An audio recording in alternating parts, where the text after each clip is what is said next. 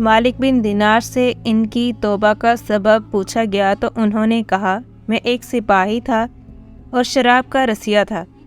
मैंने एक नफीस बांदी खरीदी और वो मेरे दिल में ख़ास मुकाम की मालिक बन गई। इससे मेरी एक बच्ची पैदा हो गई। मैं इस बच्ची को हद से ज़्यादा प्यार करता था। जब वो ज़मीन पर घिसट कर चलने लगी तो मेरे दिल में इसकी मोहब्बत और बढ़ गई। वो मुझसे मानूस हो गई और मैं इसके सामने जब शराब लाकर रखता तो वो आकर खींचातानी करके मेरे कपड़ों पर शराब बहा देती। जब इसके 2 साल हो गए तो वो मर गई। मेरे दिल को इसके गम ने बीमार कर दिया।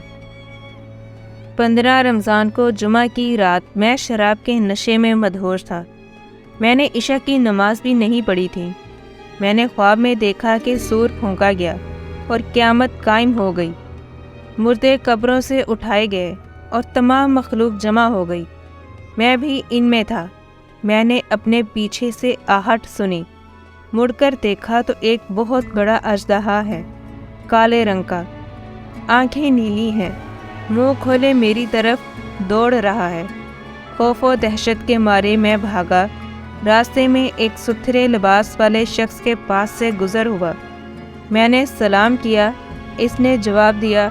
मैंने कहा, बाबा मुझे इस अजदहे से पनाह दो, तुझे अल्लाह ताला पनाह देगा। वो बूढ़ा रोने लगा और कहा, मैं कमज़ोर और ज़ईफ़ हूँ और ये अजदहा ज़बरदस्त है, मेरे बस में नहीं। आगे चलो और भागो, शायद अल्लाह ताला तेरी निजात की कोई सूरत बना दे। मैं आगे भागने लगा और एक बुलंद जगह पर चढ़ गया।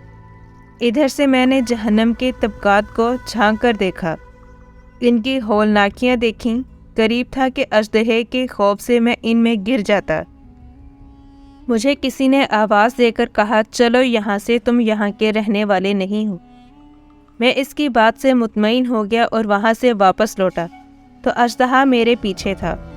मैं फिर इसी बूढ़े के पास आया और कहा, बाबा मैंने आपसे दरख्वास्त की कि इस अजदहे से मेरी जान छुड़ाओ, आपने कुछ नहीं किया। वो बूढ़ा फिर रोने लगा और कहा, मैं नातवा हूँ, अलबत्ता तुम इस पहाड़ के पास जाओ जहाँ मुसलमानों की अमानतें हैं। अगर तुम्हारी कोई अमानत हो तो वो तुम्हारी मदद करेगी।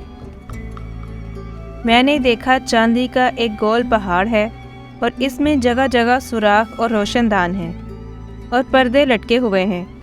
हर रोशनदान पर सोने के दुपट्टे हैं और इनके कब्जे याकूत के हैं और आराइश मोतियों की। हर पट पर एक रेशमी पर्दा है।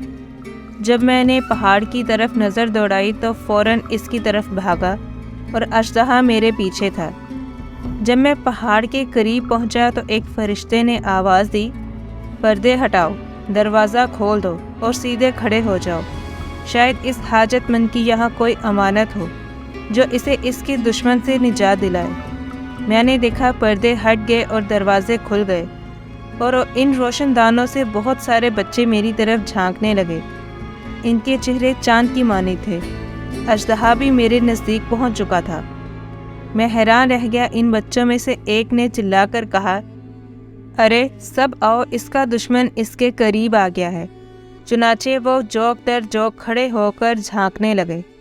अचानक मेरी वो बच्ची जो मर गई थी वो भी इनके साथ झांक रही थी। जब इसने मुझे देखा तो रोने लगी और कहा, हाय ये तो मेरा बाप है। फिर इसने नूर के झुरमट में तीर की तेज़ी के साथ छलांग लगाई और मेरे सामने आकर खड़ी हो गई। इसने अपना बायां हाथ मेरी तरफ बढ़ाकर मेरा दायां हाथ पकड़ लिया और अपने दाएं हाथ को अजदहे की तरफ बढ़ा दिया तो वो भाग गया। फिर इसने मुझे बिठाया और मेरी गोद में बैठ गई और अपने दाएं हाथ से मेरी दाढ़ी पकड़कर कहा, ऐ अब्बा जान, क्या मोमिनों के लिए वो वक्त नहीं आया कि इनके दिल अल्लाह के ज़िक्र के लिए झुक जाएं? मैं रोने लगा और कहा, ए बेटी, तुम लोग भी कुरान को जानते हो? इसने कहा, हम तुमसे भी ज़्यादा कुरान को जानते हैं। मैंने कहा, अजदहे के बारे में तो कुछ बताओ जो मुझे हलाक करने के दर पे था। इसने कहा, वो तेरा बुरा अमल है जिसको तूने ताकतवर बनाया है और वह तुझे जहन्नम की आग में डुबोना चाहता है। मैंने कहा, इस बूढ़े के बारे में बताओ जो रास्ते में मिला। इसने कहा, وہ تیرا نیک عمل ہے جسے تو نے اتنا کمزور کر دیا کہ اب وہ برے عمل کا مقابلہ نہیں کر سکتا۔ میں نے کہا اے بیٹی، تم اس پہاڑ میں کیا کرتی ہو؟ اس نے کہا ہم سب مسلمانوں کے بچے ہیں، ہم یہاں قیامت تک رہیں گے، تمہارے انتظار میں ہیں، جب تم آؤ گے تو ہم تمہاری سفارش کریں گے۔ مالک بن دینار فرماتے ہیں میں گھبرا کر اٹھا اور سب کو میں نے شراب چھوڑ دی اور اس کے برتن توڑ ڈالے اور اللہ تعالیٰ سے توبہ کی، یہ میری توبہ کا سبب ہے۔ حاصل معلوم ہوا کہ اولاد اگر بچپن میں فوت ہو جائے تو مایوس نہیں ہونا چاہیے، بلکہ اللہ کی مرضی پر راضی رہنا چاہیے، کیونکہ یہی نابالغ اولاد آخرت میں کام آنے والی ہے، جیسا کہ اس واقعہ سے سبق ملتا ہے۔ اللہ تعالی ہم سب کو عمل کرنے کی توفیق عطا فرمائے، آمین یا رب العالمین۔